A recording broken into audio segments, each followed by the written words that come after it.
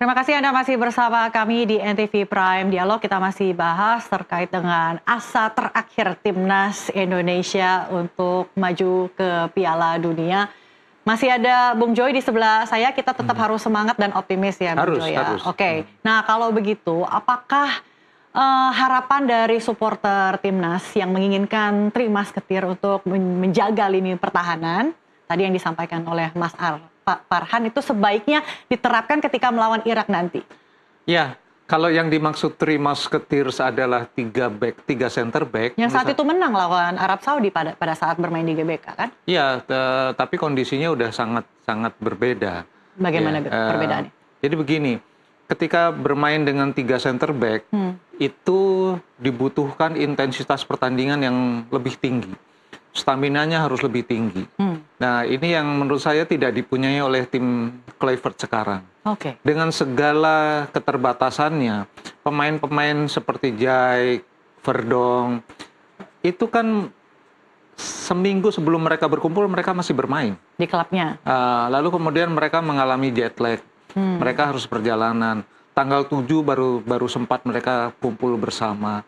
Itu menurut saya agak berbeda kondisinya. Persis sebetulnya situasinya ketika Kluivert pegang pertama dan harus melawan Australia. Itu kan Each Days itu berkumpul hanya 1 kali 24 jam dengan tim. Jadi itu akan sangat berpengaruh. Sementara Arab Saudi itu sudah libur 2 minggu liganya. Jadi mereka berkumpul 2 minggu dan latihan intens bersama. Jadi suasananya berbeda. Kembali ke persoalan yang 3 pemain belakang, itu formasi yang ultra ofensif. Ya, 3-4-2-1. Soalnya kita butuh gol. Jadi mungkin tidak ada pilihan lain. Tapi dengan kan, formasi seperti itu, ingat nggak ketika Indonesia tanding pertama kali melawan Arab Saudi di Riyadh pada pertandingan putaran ketiga yang pertama sekali, pakai 3-4-2-1, habis-habisan menyerang di babak pertama, babak kedua habis, babak kedua betul-betul drop. Dan untungnya Indonesia tidak kalah loh waktu itu karena penaltinya Arab Saudi itu nggak masuk. Jadi formasi 3-4-2-1 boleh, tapi lawannya nggak bisa seperti Arab Saudi atau seperti Irak. Karena apalagi sekarang udah babak yang babak knockout ya istilahnya, udah babak yang one way ticket. Jadi itu terlalu riskan. Dalam benak saya, dan saya juga banyak diskusi sama kemarin dengan Coach Indri, dengan Coach Bambang, bilang 4-3-3 itu menurut saya dan menurut banyak orang juga itu lebih dia ofensif tapi lebih balance. Gitu. Jadi nggak terlalu melihat level frontal, kebugaran pemain kita ya, lebih cocok itu. Tapi antara bertahan dan menyerangnya balance. Ini bukan nggak butuh, tidak tuntutannya tidak sebesar dengan 3 center back. Karena kalau 3 center back Anda bisa bayangkan para pemain sayap itu naik turun, lari cepat 70 meter bolak-balik.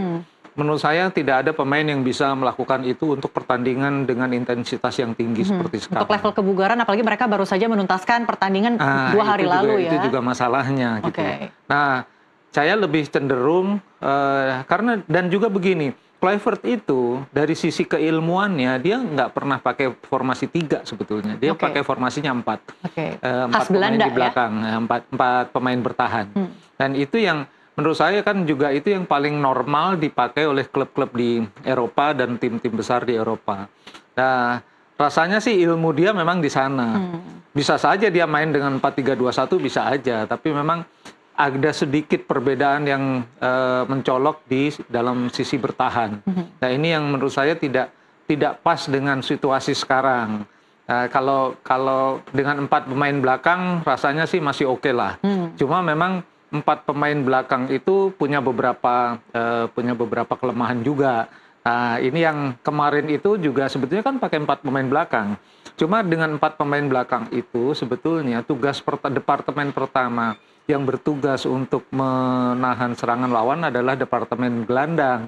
Nah, kemarin departemen gelandangnya nggak terlalu perform sehingga pressure-nya kepada pemain-pemain belakang terlalu tinggi. Berarti lini tengahnya harus diperkuat ya untuk lini tengah menurut saya akan jadi kunci. Oleh sebab itu banyak yang mengatakan kenapa nggak pakai 4-3-3 aja, menurut saya itu benar. Karena 4-3-3 itu balance.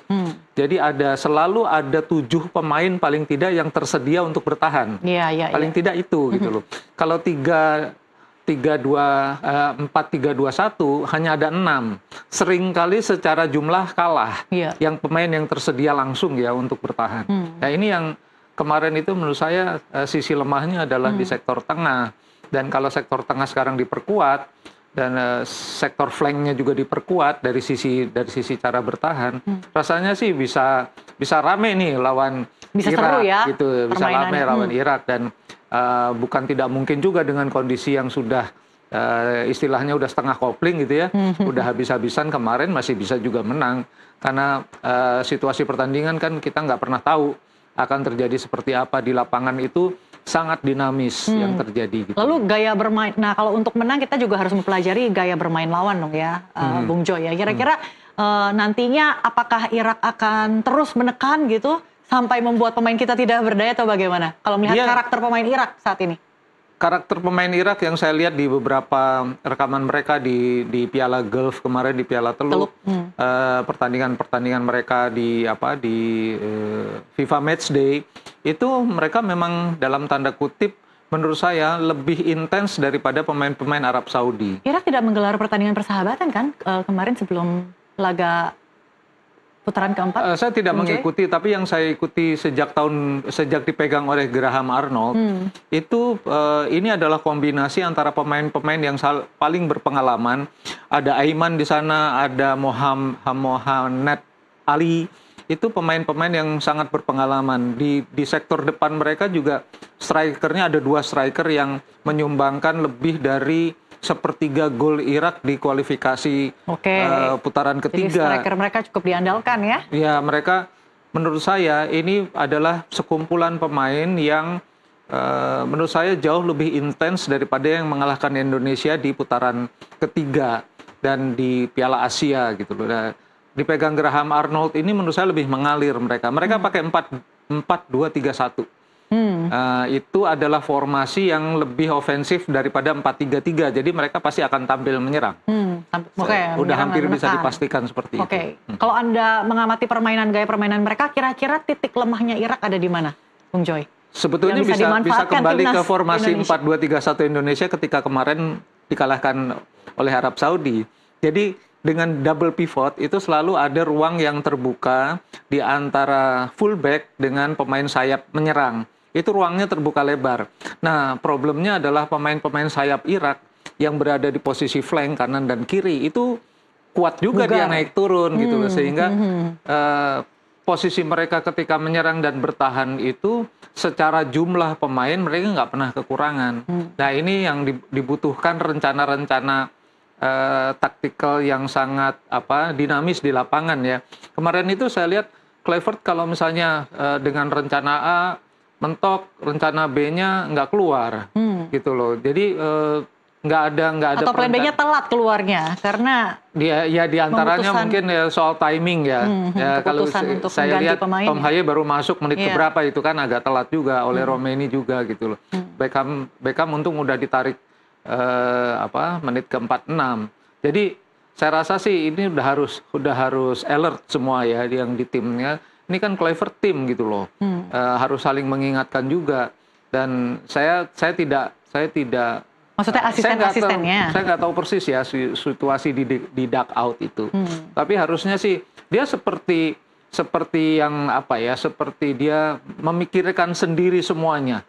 Nah ini yang tanpa support gitu ya. Kemarin jadi tidak ada input dari asisten-asistennya. Mulai dari raut wajahnya, gesturnya dan segala macam.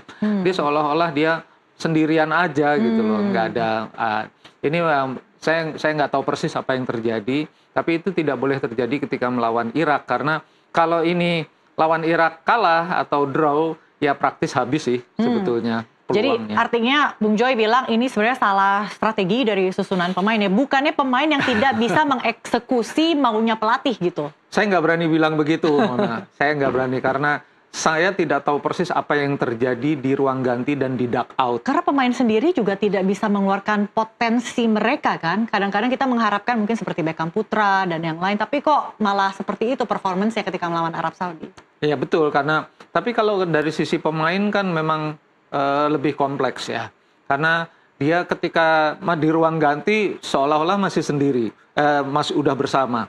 Tapi ketika masuk di lapangan semua itu sebenarnya tanggung jawab sendiri-sendiri. Cuma harus dibuktikan dalam kerjasama tim. Nah ini yang kemarin itu kohesinya memang belum kelihatan. Kalau kita lihat sejak Kluivert pertama pegang, kan memang selalu formasi timnya, posisi pemain-pemain itu selalu berganti-ganti. Iya, itu yang menjadi tantangan. Nah ini yang saya nggak tahu apa. Padahal menurut saya sekumpulan pemain yang dia dapatkan saat ini adalah sudah yang terbaik lah. Iya, iya. Nah, gitu loh. Jadi bahkan berkali-kali saya katakan kalau di waktu di putaran ketiga dibandingkan dengan Bahrain, Cina, Australia, sebetulnya Indonesia ini cukup mewah. Iya, gitu. ada yang 2 di Serie A, 1 nggak main ya karena cedera. Bundesliga itu kan sebenarnya cukup ya mewah kata Bung Joy. Apakah karena persiapannya yang mepet? Bisakah kita menyalahkan waktu persiapan yang kurang cukup? Saya selalu melihat bahwa problem terbesar dari Indonesia adalah pemain-pemain per individunya bagus-bagus. Ya, tapi ketika yang terbaik bersama. Tetapi kesempatan mereka untuk berkumpul, berdiskusi, membuat kohesi, membuat dalam satu chemistry itu tidak punya banyak kesempatan. Ya. Ini yang menurut saya beda dengan Arab Saudi yang 90% pemainnya main di Liga Arab. Ya. Irak 98% pemainnya main di liga domestik. Kan berbeda. Sementara yang pemain Indonesia ada yang main di Thailand, main di Eropa. Iya, macam-macam ya. Kemarin saya ngomong sama Pak Marji, katanya menjelang persiapan melawan Arab Saudi itu mereka berkumpul secara virtual lewat grup WhatsApp. Efektif nggak tuh? Jelas tidak. Jelas tidak, kan nggak ada emosi di situ. Nggak ada saling pengertian yang terbina dalam kontak fisik, dalam komunikasi, kan nggak ada.